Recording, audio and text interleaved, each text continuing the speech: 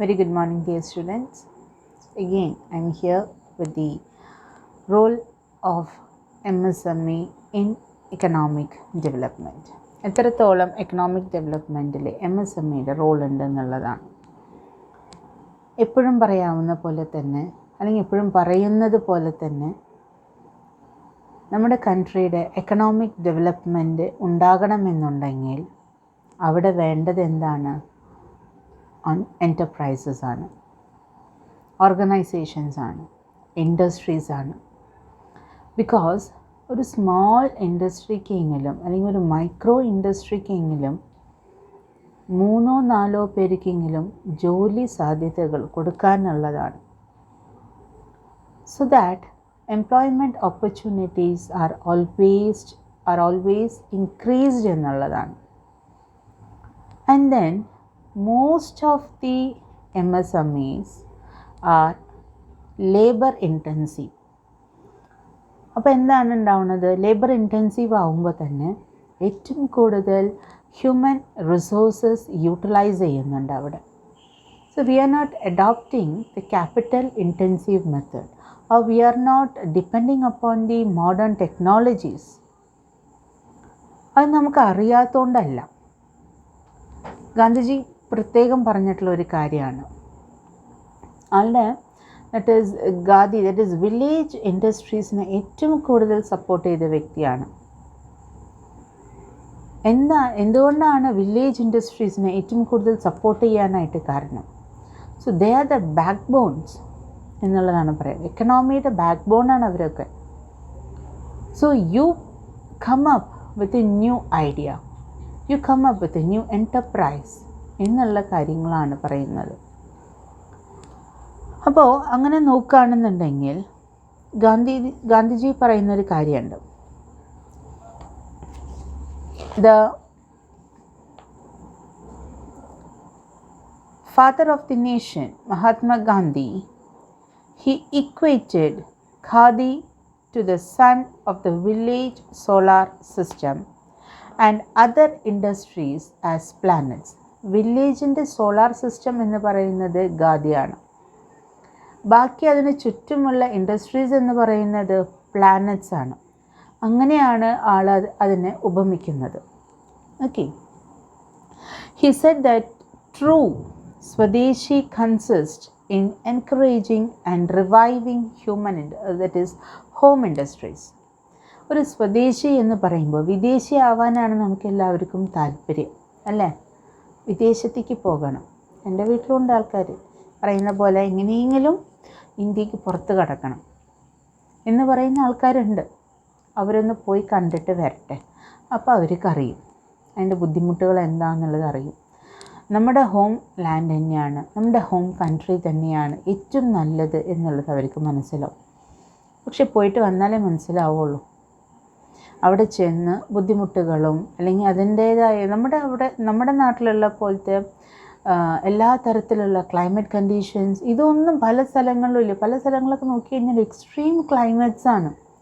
പ്രത്യേകിച്ച് നമ്മുടെ സൗത്ത് ഇന്ത്യയിൽ തന്നെ നമുക്ക് ഇത്രയും നല്ല ക്ലൈമറ്റുകൾ, നോർത്ത് ഇന്ത്യയിലും എക്സ്ട്രീം ക്ലൈമറ്റ് വരാറുണ്ട്. ഓക്കെ, ഇതേപോലെ അതർ കൺട്രീസിലും നമുക്ക് എക്സ്ട്രീം ക്ലൈമറ്റ്സ്, ഒന്നുകിൽ അങ്ങേയറ്റം തണുപ്പ് അല്ലെങ്കിൽ അങ്ങേയറ്റം ചൂട്. എന്നിട്ട് അവിടുത്തെ ഒരു എൻജോയ്മെൻറ്റ് അല്ലെങ്കിൽ അവിടുത്തെ കാര്യങ്ങൾ കണ്ട് നമ്മൾ അട്രാക്റ്റഡ് ആയിട്ട് കാര്യമില്ല. അവിടെ പോപ്പുലേഷൻ വളരെ കുറവാണ്. So India is thickly populated. അതുകൊണ്ടാണ് നമുക്ക് ആ ഒരു കൺജഷനും നമുക്കൊരു പുതിയ മാറ്റങ്ങളൊന്നും വരാത്തതിൻ്റെ ബുദ്ധിമുട്ട് നമുക്ക് ഫീൽ ചെയ്യുന്നത്. സോ അതർ കൺട്രീസ് നോക്കുകയാണെങ്കിൽ പോപ്പുലേഷൻ വളരെ കുറവാണ്. Every one are educated so that they can implement all the plans very quickly and very easily എന്നുള്ളതാണ്. But their life are not secured. ഇന്ത്യയിലത്തെ അത്രയും പോലും സെക്യൂർഡ് അല്ലാത്തതാണ് അവരുടെ ലൈഫ് എന്ന് പറയുന്നത്, ഓരോ കൺട്രീസിനെ നോക്കുകയാണെന്നുണ്ടെങ്കിലും. So I'm not discouraging you people എന്നുള്ളതാണ്. പക്ഷേ നമ്മുടെ നാട്ടിൽ തന്നെ ചെറിയ ബിസിനസ്സും കാര്യങ്ങളും സെറ്റപ്പൊക്കെ ചെയ്ത് നമ്മൾ വരികയാണെന്നുണ്ടെങ്കിൽ നമുക്ക് നല്ല കഴിവുള്ള ആൾക്കാരുണ്ട്. ഏറ്റവും നന്നായിട്ട് പഠിക്കുന്ന ആൾക്കാരെ പുറമേ രാജ്യങ്ങൾ നന്നാക്കാൻ വേണ്ടിയിട്ടാണ് നമ്മൾ ഏറ്റവും കൂടുതൽ പോണത്. നമ്മുടെ ഇന്ത്യയിലും അതിനുള്ള ഓപ്പർച്യൂണിറ്റീസ് ഉണ്ട്. But we people are not recognising it and we are not doing anything for our homeland. But we are interested to go in other countries and we are interested to do work എത്ര long time ആയാലും നമ്മൾ റെഡിയാണ് work ചെയ്യാനായിട്ട്. എത്ര tough ജോബുകളായാലും നമ്മൾ ചെയ്യാൻ റെഡിയാണ്. But in ആ homeland we are not suppose to do that. നമ്മൾ ഇത്രയും പോലെ എഫേർട്ട് എടുക്കാറില്ല. അത് നമ്മളെടുക്കുന്ന എഫേർട്ടിന് ഒരു 1/4 ഭാഗം എടുത്താൽ തന്നെ നമ്മുടെ നാടിന് എത്രത്തോളം ഇമ്പ്രൂവ്മെൻ്റ് ഉണ്ടായിരിക്കും എന്നുള്ളതാണ്. ഓക്കെ, സോ ഗാന്ധിജി പറഞ്ഞ മറ്റൊരു കാര്യം എന്താണെന്നുണ്ടെങ്കിൽ, he said mechanization is good when hands are few. Okay, for the work intended to be accomplished. It is an evil when there are more hands than required for the work, as in case of India. നേരത്തെ ഞാൻ പറഞ്ഞ കേസാണ്, labour ഇൻറ്റൻസീവും capital ഇൻറ്റൻസീവും. How do you select it? Mechanisation നല്ലതാണ്, modern technology നല്ലതാണ്. പക്ഷേ ഇത് നല്ലതാവുന്നത് എപ്പോഴാണ്? when the hands are very few എന്നുള്ളതാണ്. But when you have more hands, that is populationനെയാണ് ഉദ്ദേശിക്കുന്നത്. when you have more hands, നമുക്ക് അവിടെ മെക്കനൈസേഷൻ കൊണ്ടുവരാണെന്നുണ്ടെങ്കിൽ that is the biggest evil we are doing എന്നുള്ളതാണ്. ഏറ്റവും വലിയൊരു തിന്മയാണ് നമ്മൾ ചെയ്യുന്നത്. എനിക്കറിയില്ല നിങ്ങൾ ഡിസ്കവറി ചാനൽ കാണാൻ താല്പര്യമുള്ള ആൾക്കാരാണോ എന്നുള്ളത്. ഡിസ്കവറി ചാനലിൽ നമുക്ക് ഉച്ചയ്ക്ക് ഒരു 2:10 to 2:15 ആകുമ്പോൾ നമുക്ക് ഫുഡ് ഫാക്ടറിനെ കുറിച്ചിട്ടുള്ള പല ഇൻഡസ്ട്രീസ് വരാറുണ്ട്. പുറമെ നാടുകളിലുള്ള ഫുഡ് ഫാക്ടറീസ് എന്ന് പറയുമ്പോൾ അതിൽ നോട്ട് ഓൺലി ഫുഡ് ഇൻഡസ്ട്രീസ് മാത്രമല്ല കേട്ടോ വരിക. ഫുഡ് ഫാക്ടറി എന്നൊരു പേര് പറയുന്നതേ ഉള്ളൂ, പക്ഷേ ഒരുവിധം എല്ലാ ഇൻഡസ്ട്രീസും അവിടെ വരാറുണ്ട്. അപ്പോൾ അവിടെ ഒരിക്കൽ ബുക്ക് ഇൻഡസ്ട്രി ഉണ്ടായിരുന്നു, ബുക്ക് മാനുഫാക്ചറിങ്. ഒരു ബുക്ക് പ്രിൻറ്റിങ്ങും അതേപോലെ തന്നെ അതിൻ്റെ മാനുഫാക്ചറിങ് എല്ലാം ബൗണ്ടഡ് കോപ്പീസാണ്, എല്ലാം ക്ലിയർലി ബൗണ്ടഡ് ആണ്. അത് എന്തുകൊണ്ടാണ് ബൗണ്ടഡ് മെയിൻറ്റെയിൻ ചെയ്യാനായിട്ടുള്ള റീസൺ എന്താണ്? ആ ബുക്കിനൊരു കേടും ഒരു കാലത്തും സംഭവിക്കില്ല. അങ്ങനെ കൊടുക്കുന്നത് അല്ലെങ്കിൽ what they are manufacturing and what they giving is A quality good. നമ്മുടെ ടെക്സ്റ്റ് ബുക്സും നമ്മൾ യൂസ് ചെയ്യുന്ന നോട്ട് ബുക്സും ടെക്സ്റ്റ് ബുക്സൊക്കെ കണ്ടാൽ തന്നെ നമുക്കറിയാനായിട്ട് സാധിക്കും. ടെക്സ്റ്റ് ബുക്ക് നമ്മൾ ഇങ്ങനെ പ്ലേസ് ചെയ്യുകയാണെന്നുണ്ടെങ്കിൽ, ദാറ്റ് ഈസ് നമ്മുടെ ഷെൽഫുകളിൽ നമ്മൾ വയ്ക്കുകയാണെന്നുണ്ടെങ്കിൽ, ഈ ടെക്സ്റ്റ് ബുക്സിൻ്റെ എല്ലാ പേജസും അടിയിൽ തട്ടുന്നതാണ്. അതിപ്പോൾ ഫോൾഡ് ആവാനുള്ള സാധ്യതകളുണ്ട്. So when it is clearly bounded and if it is A library copy പോലെയാണ് അവിടെ എല്ലാ ബുക്സും വരുന്നത്. അങ്ങനെ വരുമ്പോൾ നമ്മുടെ ഷെൽഫുകളിൽ നമ്മൾ വായിച്ചു കഴിഞ്ഞ് വെച്ചാലും എത്ര വർഷങ്ങൾ കഴിഞ്ഞാലും അതിൻ്റെ ഒരു പേജിന് പോലും കേട് സംഭവിച്ചിട്ടുണ്ടാവില്ല. എന്ത് ഭംഗിയായിട്ടാണ് ഓരോ മാനുഫാക്ചറിങ് പ്രോസസ്സും അവിടെ നടന്നുകൊണ്ടിരിക്കുന്നത്. ആകെ കൂടിയ സ്ഥാപനത്തിൽ വർക്ക് ചെയ്യുന്നത് 4-5 പേരുണ്ടാവുള്ളൂ, പക്ഷെ ബിഗ് ഇൻഡസ്ട്രീസാണ്. കാരണം അവിടെ യൂസ് ചെയ്യുന്നത് മുഴുവൻ മോഡേൺ ടെക്നോളജിയാണ്. ഹ്യൂമൻ എന്ന് പറയുന്ന ആൾക്കാർ ഈ മിഷനറീസിനൊന്ന് ഓൺ ചെയ്ത് കൊടുക്കാൻ മാത്രമുള്ള ആൾക്കാരാണ് അവിടെ. അല്ലെങ്കിൽ അതിലേക്ക് ആവശ്യമായിട്ടുള്ള റോ മെറ്റീരിയൽസ് കൊണ്ടുവന്ന് അടുത്തേക്ക് വയ്ക്കുക, അല്ലെങ്കിൽ അതൊന്ന് അതിലേക്ക് ഇട്ട് കൊടുക്കുക, അത്രയും കാര്യങ്ങൾ മാത്രമേ അവർ ചെയ്യേണ്ട ആവശ്യമുള്ളൂ. ബാക്കിയുള്ള എല്ലാ പ്രോസസ്സും the machineries are doing it. അതേപോലെ തന്നെ ബുക്ക് ഇൻഡസ്ട്രി കണ്ടിട്ടുണ്ടായിരുന്നു. പിന്നെ അനദർ ഇൻഡസ്ട്രി എന്ന് പറയുന്നത് വുഡ് യൂസ് ചെയ്തിട്ട് ഒരു ചപ്പൽ ഉണ്ടാക്കുന്നത്, ഓക്കെ, അല്ലെങ്കിൽ ഒരു ഷൂ ഉണ്ടാക്കുന്നത്, രണ്ടും ഉണ്ടാക്കുന്നുണ്ട്. കംപ്ലീറ്റ്ലി അതിൻ്റെ എന്താ പറയുക, അതിനൊരു ഷേപ്പ് കൊടുക്കുന്നതും അതിൻ്റെ ടൂൾസും എല്ലാം മെഷീനറീസാണ്. Only 2 persons are working in the organization. എത്ര നല്ല പ്രോഡക്റ്റാണ്, എത്ര നമ്പർ ഓഫ് യൂണിറ്റ്സ് ആണ് ഓരോ ദിവസവും അവർ മാനുഫാക്ചർ ചെയ്യുന്നത്. And then coming on to the ഫുഡിന് റിലേറ്റ് ചെയ്തിട്ടുള്ള ഇൻഡസ്ട്രീസ് ആകുമ്പോൾ അതിന് അവരുടെ ക്ലീനിങ് പ്രോസസ്സ്, അല്ലെങ്കിൽ അവരുടെ മാനുഫാക്ചറിങ് പ്രോസസ്സ്, അവർ യൂസ് ചെയ്യുന്ന റോ മെറ്റീരിയൽസ്, അവരുടെ warehouses, packing, transportation, everything is അത് ആകെ കൂടി ഒരു 15 മിനിറ്റിൻ്റെ പ്രോഗ്രാമാണ്. 15-20 മിനിറ്റ് പ്രോഗ്രാമുള്ളൂ. പക്ഷേ നമുക്കത് കണ്ടു കഴിഞ്ഞാൽ will be more tempted to start the business units. അതേപോലെ തന്നെ ചീസ് ഉണ്ടാക്കുന്ന ഇൻഡസ്ട്രീസ് ഉണ്ട്. അതൊക്കെ കാണുമ്പോൾ തന്നെ നമുക്ക് how they are doing it എന്നുള്ള കാര്യങ്ങൾ, നമുക്കൊരു ബിസിനസ് സ്ഥാപനം തുടങ്ങാനായിട്ട് നമുക്കൊരു മോട്ടിവേഷൻ കിട്ടും. ഓക്കെ, അതിനിപ്പോൾ പറഞ്ഞിട്ട് കാര്യമില്ല. ഇപ്പം നിങ്ങൾക്ക് ഏറ്റവും കൂടുതൽ ടഫ് ടൈമാണ്, ഏറ്റവും കൂടുതൽ ക്ലാസ്സുകളും കാര്യങ്ങളും ഒക്കെ ഉള്ള കാരണം you will be fed up with that itself. Okay, അപ്പോൾ ഞാൻ പറഞ്ഞു വന്നത് നമുക്ക് ടെക്നോളജി മോഡേണൈസേഷൻ ഒക്കെ വെരി ഗുഡാണ്. But how we are implementing and why we are implementing എന്നുള്ള കാര്യം നമ്മൾ ചിന്തിക്കണം. നമ്മൾ തുടങ്ങാൻ ഉദ്ദേശിക്കുന്ന സ്ഥാപനം എന്ന് പറയുന്നത് we are using the local resources which are locally available, and we are also seeing about the human welfare. അതേപോലെ തന്നെ ഏറ്റവും കൂടുതൽ പോപ്പുലേഷൻ ഉള്ളതാണ്. So it is always advised to use those human resources. കാരണം നമ്മളെക്കൊണ്ട്, നമ്മുടെ ഒരു സ്ഥാപനത്തിനെ കൊണ്ട് എംപ്ലോയ്മെൻറ്റ് ഓപ്പർച്യൂണിറ്റീസ് കൊടുക്കാൻ സാധിക്കുമോ എന്നുള്ള കാര്യങ്ങളാണ് നമ്മൾ നോക്കുന്നത്. Okay, so in today's class we'll see about the role and what are the limitations of entrepreneurship എന്നുള്ളത്. ഓക്കെ, രണ്ട് കാര്യങ്ങളും നോക്കാം. ലാർജ് എംപ്ലോയ്മെൻറ്റ് ഓപ്പർച്യൂണിറ്റീസ് എന്തൊക്കെയാണെന്നുള്ളത് നോക്കാം. MSME എന്ന് പറയുന്നത് ലേബർ ഇൻറ്റൻസീവാണ്. ദിസ് മീൻസ് ലേബർ ഇൻവെസ്റ്റ്മെൻറ്റ് റേഷ്യോയും കൂടുതലായിരിക്കും. Accordingly they will be able to generate more employment opportunity. അല്ലേ, ലേബർ ഇൻറ്റൻസീവാണ്, ലേബർ ഇൻവെസ്റ്റ്മെൻറ്റ് റേഷ്യോ കൂടുതലാണ്, അതേപോലെ തന്നെ എംപ്ലോയ്മെൻറ്റ് ഓപ്പർച്യൂണിറ്റീസും കൂടുതലായിരിക്കും. For every 1 lakh of fixed investment MSME sector provides employment for 26% എന്നാണ് പറയുന്നത്.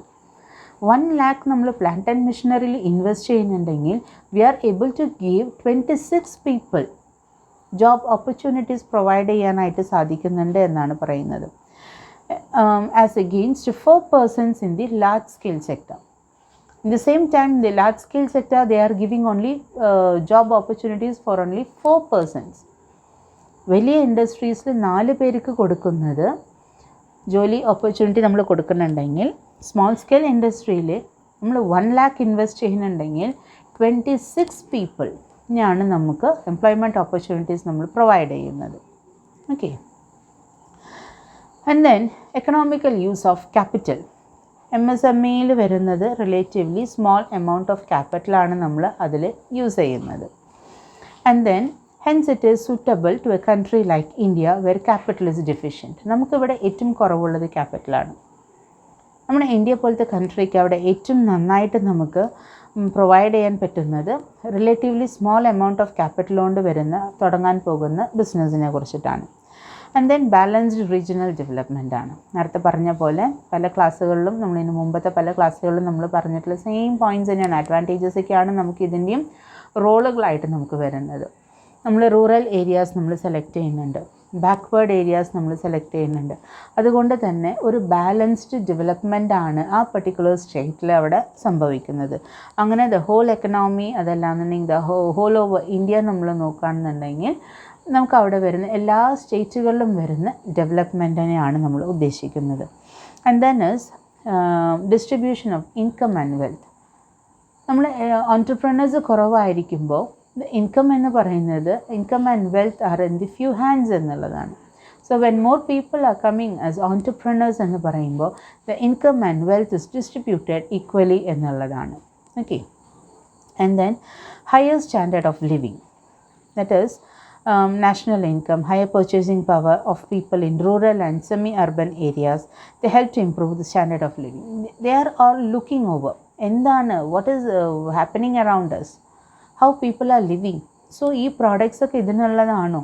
അപ്പോൾ അങ്ങനെ ദറ്റ് ഈസ് നമ്മുടെ ജീവിതത്തിലും മാറ്റങ്ങൾ നമ്മൾ കൊണ്ടുവന്ന് തുടങ്ങി. Thus and how we are also increasing the standard of living എന്നുള്ളതാണ്. And then mobilization of local resources. MSME are helpful in mobilizing capital. The spreading of industries even in small towns and villages would encourage the habit of thrift and investment among the people of rural areas. അപ്പോൾ ഇവിടെയും that is ആൾക്കാർക്ക്, that is rural ഏരിയാസിലുള്ള ആൾക്കാർക്കും ബിസിനസ്സിൻ്റെ ഒരു that is it is going on high എന്നുള്ളത് കാണുമ്പോൾ they are also motivated to make investment എന്നുള്ളതാണ്. ആ പർട്ടിക്കുലർ ഇൻഡസ്ട്രിയിൽ അവർക്കും ഇൻവെസ്റ്റ് ചെയ്യാനായിട്ടുള്ള താല്പര്യം, അവരും they are also coming forward to set up the business എന്നുള്ള രീതിയാണ്. And we are using the simple technology here. Simple technology എന്ന് പറയുമ്പോൾ പ്രൊഡക്ഷന് ഏറ്റവും സിമ്പിളായിട്ടുള്ള കാര്യങ്ങൾ വിത്തൗട്ട് മച്ച് ഇൻവെസ്റ്റ്മെൻറ്റ് കൊടുക്കാതെ തന്നെ ചെറിയ ഇൻവെസ്റ്റ്മെൻറ്റ് കൊണ്ട് തന്നെ നമുക്ക് സിമ്പിൾ ടെക്നോളജി യൂസ് ചെയ്തിട്ട് തന്നെ മാക്സിമം പ്രൊഡക്ഷൻ ക്രിയേറ്റ് ചെയ്യാൻ പറ്റാവുന്ന എന്താണോ അതാണ് നമ്മളിവിടെ യൂട്ടിലൈസ് ചെയ്യുന്നത്. And then is we are not that much dependent on foreign capital അല്ലേ. നമ്മൾ ബിസിനസ് സ്ഥാപനം എന്ന് പറയുന്നത് we are investing and we are taking finance or loans from the financial institutions. അവിടെ നിന്നൊക്കെ നമ്മൾ കളക്ട് ചെയ്തിട്ടുള്ള ചെറിയൊരു എമൗണ്ട് വെച്ച് നമ്മൾ തുടങ്ങുന്ന ചെറിയ ചെറിയ ഇൻസ്റ്റിറ്റ്യൂഷൻസാണ് അല്ലെങ്കിൽ ചെറിയ ചെറിയ എൻ്റർപ്രൈസസ് ആണ്. ഇതിലൊന്നും ഫോറിൻ ഇൻവെസ്റ്റ്മെൻറ്റ് വരുന്നില്ല, സോ ഫോറിൻ കൺട്രോളും വരുന്നില്ല എന്നുള്ളതാണ്. അതേപോലെ തന്നെ ഷോർട്ടർ ജസ്റ്റേഷൻ പീരിയഡാണ്. സോ ജസ്റ്റേഷൻ പീരിയഡ് എന്ന് പറയുന്നത് നമ്മളൊരു പ്രൊജക്റ്റിനെ കുറിച്ച് നമ്മൾ ചിന്തിച്ചു, ആ പ്രൊജക്റ്റ് നടപ്പിലാക്കുക, അതിനെ പ്രൊഡക്ഷൻ കപ്പാസിറ്റിയിലേക്ക് എത്തിക്കുക. സോ ഒരു ബിസിനസ് എന്ന് പറയുമ്പോൾ we have selected the project and we have selected the product which we want to manufacture. അത് കഴിഞ്ഞാൽ ഉടനെ തന്നെ നമുക്ക് ഗ്രോത്ത് സ്റ്റേജിലേക്കൊന്നും എത്താനായിട്ട് സാധിക്കില്ല. ഇനീഷ്യൽ സ്റ്റേജ് നമ്മൾ പ്രൊജക്റ്റിൻ്റെ പ്ലാൻ തൊട്ട് ഇതിൻ്റെ റണ്ണിങ്ങിലേക്ക് വരുന്നൊരു സമയം. ഓക്കെ, അതാണ് നമുക്ക് ഷോർട്ടർ ജസ്റ്റേഷൻ പീരിയഡ്. അത് നമുക്ക് പെട്ടെന്ന് തന്നെ നമുക്കൊരു റണ്ണിങ്ങിലേക്കോ അല്ലെങ്കിൽ പ്രൊഡക്ഷൻ കമൻസ്മെൻറ്റിലേക്കോ റീച്ച് ചെയ്യാനായിട്ട് സാധിക്കും. And then is promotion of self employment. It is ഏറ്റവും നമ്മൾ പല പ്രൊഫഷൻസും പഠിച്ചിട്ടുള്ള ആൾക്കാരായിരിക്കാം. പക്ഷേ ഒരു പർട്ടിക്കുലർ തിങ്ങിലും വരുന്ന മാറ്റങ്ങൾ, പോസിറ്റീവ് വൈബ് നമുക്ക് തരുന്നത് എന്താണ്? നമുക്ക് സെൽഫ് എംപ്ലോയ്മെൻറ്റിനുള്ളൊരു കോൺഫിഡൻസാണ് ക്രിയേറ്റ് ചെയ്യുന്നത്.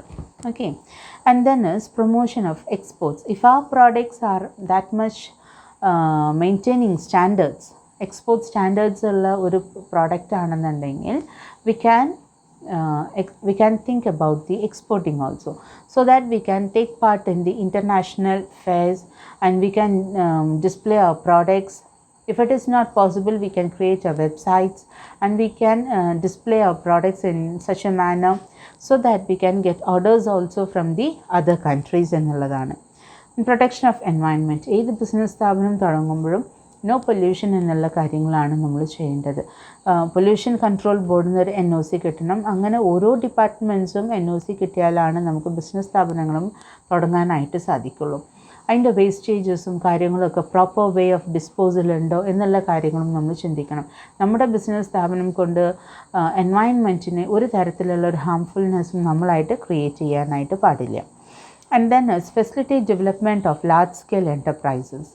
അങ്ങനെ നമ്മൾ സ്മോൾ സ്കെയിൽ, ദാറ്റ് ഈസ് എന്താ പറയുക, MSME support the development of large enterprises by meeting the requirements of inputs of raw materials, intermediate goods, spare parts etcetera by utilising their output for further production. So നമ്മുടെ ancillary units പോലെ work ചെയ്യുന്ന units ആണ്. അപ്പോൾ ഈ ancillary units പോലെ work ചെയ്യുന്ന യൂണിറ്റുകൾ organised ആയിട്ടുള്ള ഇതായിട്ടുള്ള ലാർജ് ഇൻഡസ്ട്രീസിന് നമ്മൾ സപ്ലൈ ചെയ്യുമ്പോൾ ഓട്ടോമാറ്റിക്കലി നമ്മളും ആ ഒരു ഗ്രേഡിലേക്ക് അപ്ഗ്രേഡ് ചെയ്യുന്ന ഒരു രീതിയാണ് നമുക്കതിൽ വരുന്നത്. For example, General Motors buys from more than 10,000 suppliers. General Motors എന്ന് പറയുന്ന കമ്പനി അവരുടെ 10,000 സപ്ലയേഴ്സിൻ്റെ കയ്യിൽ നിന്നാണ് അവർ പ്രൊഡക്റ്റ് മേടിക്കുക. അപ്പോൾ 10,000 പീപ്പിൾസ് എന്ന് പറയുന്നത് അവരുടെ ആൻസിലറി യൂണിറ്റ്സ് ആണ്. ഓക്കെ, അപ്പം നമ്മൾ ഏത് കമ്പനിയുടെ ആണോ, ഏത് ബിഗ് ഗ്രൂപ്പിൻ്റെ ആണോ ആൻസിലറി യൂണിറ്റ് ആയിട്ട് നമ്മൾ വർക്ക് ചെയ്യുന്നത് എന്നുള്ള കാര്യമാണ്. അപ്പോൾ ഓട്ടോമാറ്റിക്കലി സ്മോൾ സ്കെയിൽ ഇൻഡസ്ട്രീസും മൈക്രോ ഇൻഡസ്ട്രീസും മീഡിയം സൈസ്ഡ് ഇൻഡസ്ട്രീസും ലാർജ് ഇൻഡസ്ട്രീസും ഇതെല്ലാം ഇതിൻ്റെ ഉള്ളിൽ കൂടെ that is great economy importance ഉള്ളതാണ്. കാരണം ഓവറോൾ ഡെവലപ്മെൻറ്റാണ് എക്കണോമിക്ക് തരുന്നത്. ഓക്കെ, എന്നാലും some kind of limitations are there in MSME also. We'll see what are the problems എന്നുള്ളത്. lack of managerial experience, നമ്മൾ ഡിസഡ്വാൻറ്റേജിൽ പറഞ്ഞിട്ടുള്ള കാര്യങ്ങൾ തന്നെയാണ്. lack of managerial experience, that is as the MSME is owned by one person or a group of persons, they may not be having specialized knowledge. അവർക്ക് അത്രയും managerial സ്കില്ലുള്ള ആൾക്കാരാവില്ല. കാരണം ഒരു single person ആയിരിക്കും ഇത് റൺ ചെയ്യുന്നുണ്ടാവുക. അതല്ലാന്നുണ്ടെങ്കിൽ സംടൈംസ് ഗ്രൂപ്പ് ഓഫ് പേഴ്സൺസ് ഉണ്ടായിരിക്കാം partnership ബേസിസിൽ. ഇവർ തുടക്കക്കാരായതുകൊണ്ട് തന്നെ they will be lacking managerial skill എന്നുള്ളതാണ്. Okay, And then at the time of initiating the project, they are not in a position to anticipate correctly their financial requirements and the size of market for their product. അപ്പോൾ അവർക്ക് കാര്യങ്ങളൊന്നും കൃത്യമായിട്ട് anticipate ചെയ്യാനായിട്ട് സാധിക്കില്ല, because they have very less experience. അവർക്ക് കാര്യങ്ങളൊന്നും അത്രയും പെട്ടെന്ന് ആൻറ്റിസിപ്പേറ്റ് ചെയ്യാൻ. പക്ഷേ നേരെ മറിച്ച് ഒരു ലാർജ് സൈസ്ഡ് ഇൻഡസ്ട്രി റൺ ചെയ്യുന്നൊരു വ്യക്തിയാണെന്നുണ്ടെങ്കിൽ they will be able to know ഇത് എങ്ങോട്ടാണ് പോകുന്നത്, ഇത് ആഫ്റ്റർ 1 month എന്താണ് സംഭവിക്കുക, നമ്മുടെ പ്രൊഡക്ഷൻ അല്ലെങ്കിൽ നമ്മുടെ ഡിമാൻഡ്, ഇതിൽ എന്തെങ്കിലും ഒരു മാറ്റം വന്നു കഴിഞ്ഞാൽ what will be the companies position എന്നുള്ളത് കൃത്യമായിട്ട് ആൻറ്റിസിപ്പേറ്റ് ചെയ്യാനായിട്ട് അവർക്ക് സാധിക്കും, ബിക്കോസ് ദേ ആർ എക്സ്പീരിയൻസ്ഡ്. ഒരു ദിവസം പെട്ടെന്ന് നമുക്കൊരു ലാർജ് ഇൻഡസ്ട്രി ക്രിയേറ്റ് ചെയ്യുമ്പോൾ നമ്മൾ ചെറിയ മൈക്രോ ഇൻഡസ്ട്രിയിൽ നിന്ന് തന്നെയാണ് നമുക്ക് വളർന്നു വരാനായിട്ട് സാധിക്കുള്ളൂ. സോ ഒരു ചെറിയ ഇൻഡസ്ട്രി ആയാലും മാനേജറിയൽ സ്കില്ല് കുറവാണെന്നുണ്ടെങ്കിൽ will not be able to expect or we cannot anticipate what is going to happen എന്നുള്ളത്. Okay, and then is second thing is inadequate finance. No organization can function properly without adequate finance. MSME are not in a position to arrange full finance from their own sources. എല്ലാ MSMEക്കും അവരവർക്ക് തന്നെ അവർക്ക് ആവശ്യമായിട്ടുള്ള എല്ലാ ഫിനാൻസും അവർക്ക് ഉണ്ടാക്കാനായിട്ട് സാധിച്ചിട്ടില്ല. So they are taking loans. അങ്ങനെയൊക്കെയാണ് അവരുടെ ഓർഗനൈസ് ചെയ്യുന്നത്, അവർ ക്യാപിറ്റൽ ഓർഗനൈസ് ചെയ്യുന്നത്. Even though there are specialised financial institution set up by the government for financing the MSME, there are bureaucratic delays and also finance supplied by these institutions may be inadequate. എത്രയോ നമ്മൾ government help ചെയ്യുന്ന പല സ്ഥാപനങ്ങളെ കുറിച്ചിട്ടും നമ്മൾ കേട്ടു അല്ലേ. സിഡ്ബിനെ കുറിച്ചിട്ട് ഓർമ്മയുണ്ട?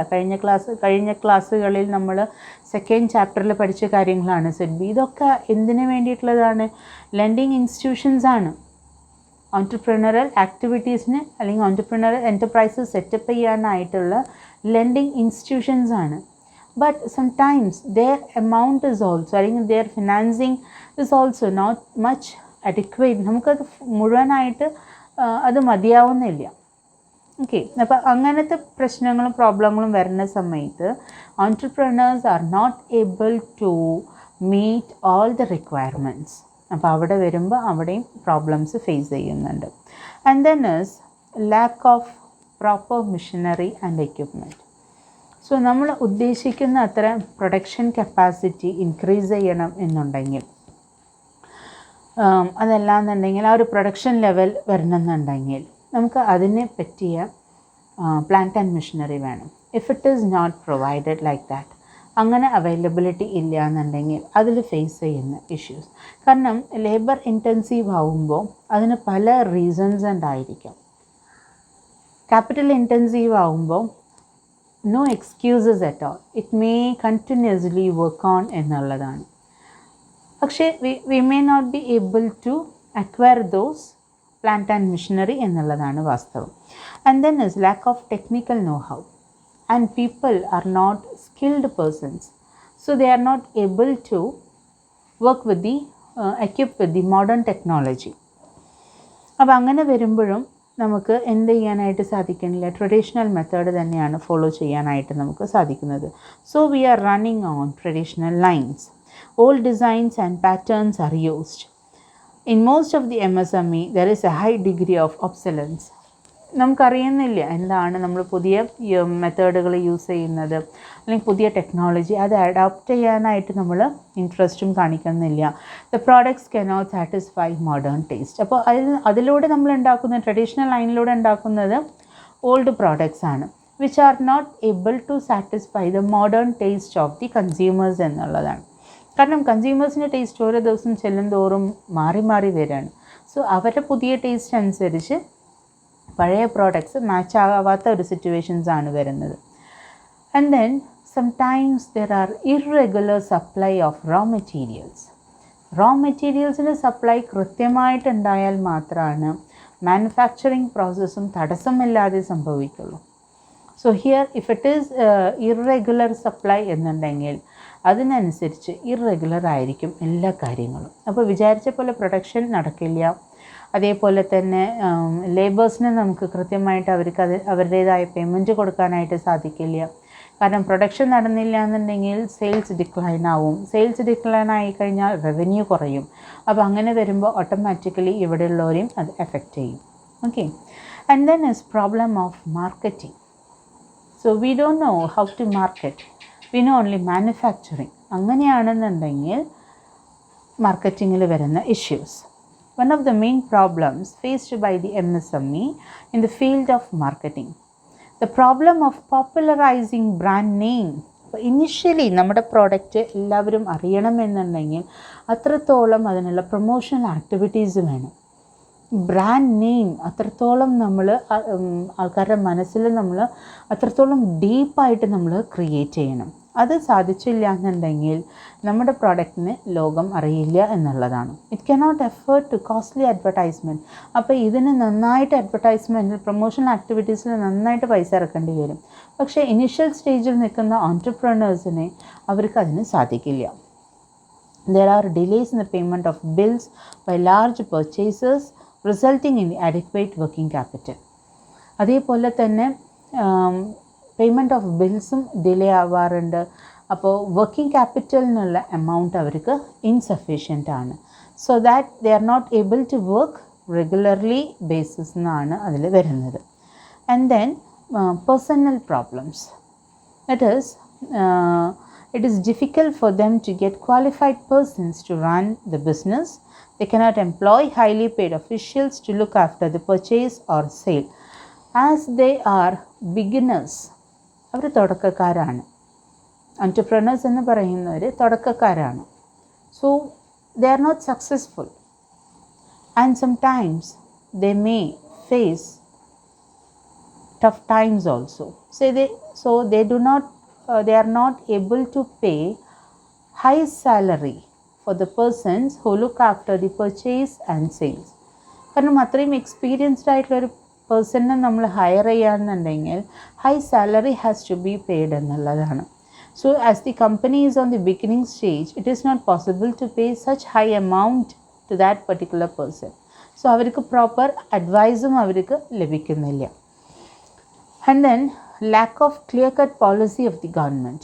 Time to time ഗവൺമെൻറ് കൊണ്ടുവരുന്ന പോളിസിയിൽ കൊണ്ടുവരുന്ന മാറ്റങ്ങൾ അത് അവരെ സാരമായിട്ട് തന്നെ എഫക്റ്റ് ചെയ്യാറുണ്ട്. Because actually they are not known about what decision they are going to take എന്നുള്ളത് നമുക്കറിയുന്നില്ല. ഇപ്പം ഓൺട്രപ്രനേഴ്സിന് അറിയുന്നില്ല. ഇത്രയും നാൾ യെസ് പറഞ്ഞ കാര്യങ്ങളായിരിക്കും പിറ്റേ ദിവസം തൊട്ട് നോ പറയുന്നത്. So they are not expected all those things എന്നുള്ളതാണ്. ഓക്കെ, അപ്പോൾ അങ്ങനെ വരുന്ന ചില കൺഫ്യൂഷൻസ് അവർക്കുണ്ടാക്കുന്ന ചില loss. And then number of bogus units. What you mean by bogus units? It's important 2 mark question, note ചെയ്ത് വെച്ചോളൂ കേട്ടോ.